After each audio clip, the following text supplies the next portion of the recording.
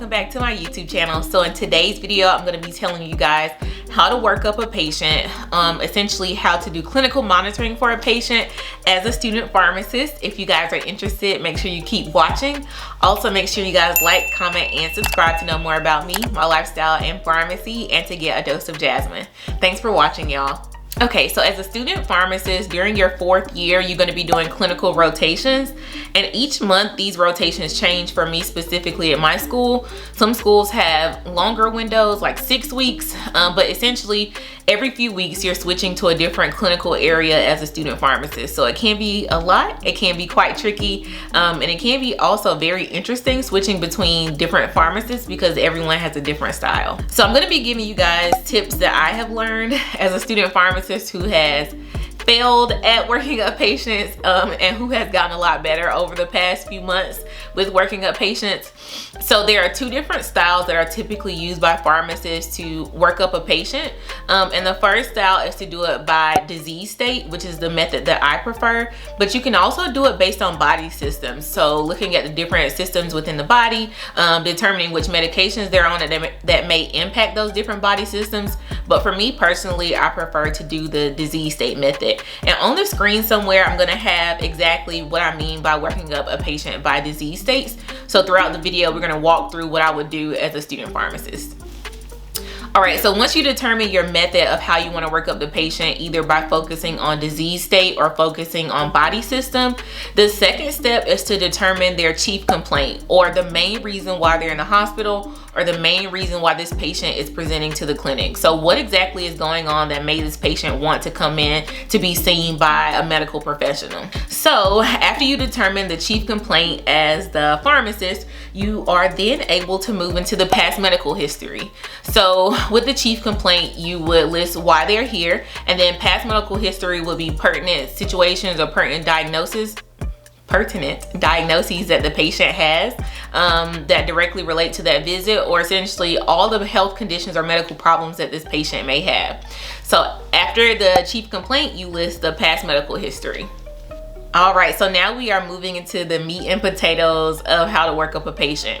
So in the pharmacy world, of course, we are focused on medications, but beyond medications, we're focusing on making sure that the medications are safe and effective for the patient. So for each disease state that we have listed, we will start by just going through that disease state and the medications that they're taking. So let's have a hypothetical patient. They can be named BJ. So we have patient BJ.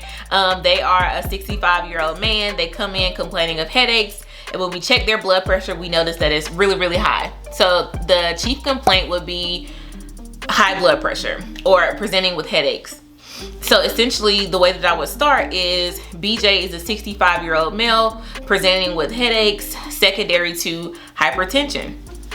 So then past medical history, BJ doesn't have any pertinent past medical history, so we don't have to list those things.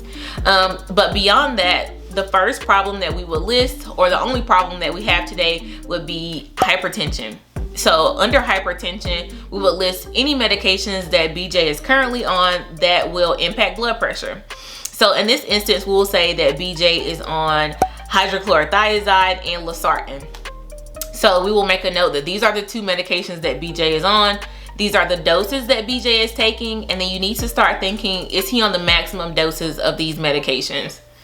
So beyond that, after we determine the disease state, the medications that the patient is taking, we need to move into the monitoring. So which laboratory test or what numbers do we want to look at to make sure that this medication is safe and effective? So as a student pharmacist, we know that we need to check his kidneys. So his serum creatinine is something that we need to pay attention to. We also need to pay attention to electrolytes, specifically potassium, because it can go up on losartan. And then we also, of course, need to be monitoring blood pressure. So with all these different things, we also need to make sure that the patient has optimized lifestyle factors. So when working up the patient, we go through problem, medications that they're taking, monitoring parameters, and then we look at the chart to find these different monitoring parameters. If anything is out of whack, that's essentially when you will want to rethink some of the medications that they're taking and potentially try something different.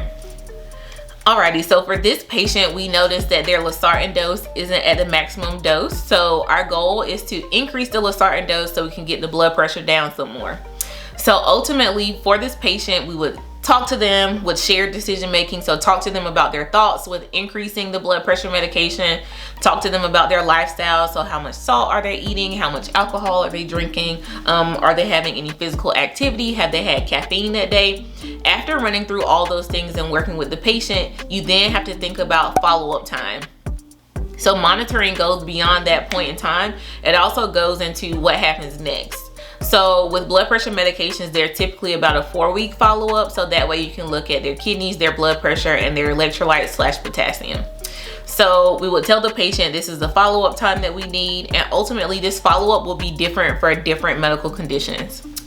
Alrighty, so to round things out, as a student, you have to do a presentation to your preceptor. So presentations are vitally important, but your communication skills are also incredibly important. So this is something that I kind of struggled with, especially as a second year student, because I wanted to tell them every single thing that I knew about the patient, but in reality you have to have the clinical skills or the clinical knowledge to know what's most important for this patient.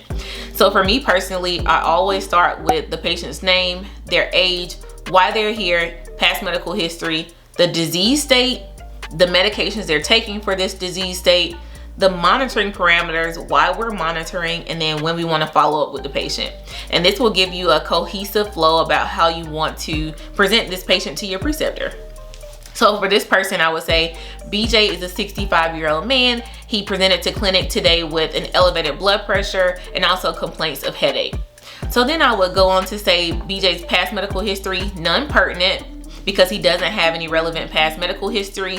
Then I will move into hypertension is his #1 disease state of focus. And then I will move into his 2 medications, losartan, HCTZ, go into the doses. And then lastly, I will follow up with his blood pressure, his potassium, his renal function, and then the 4-week follow-up time for this blood pressure medication. So this is the way that I will go through presenting the patient to my preceptor. And I forgot to mention that when the patient has multiple problems, you want to list them in order of severity. So which problem is the most likely to lead to some type of morbidity or mortality to occur for the patient.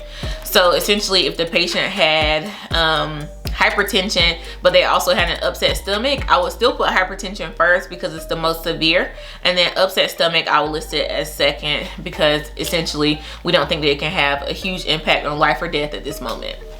So ultimately, I hope you guys enjoyed learning about how I work up patients for myself. If you guys have any questions, leave them below. If you have any video requests, also leave them below.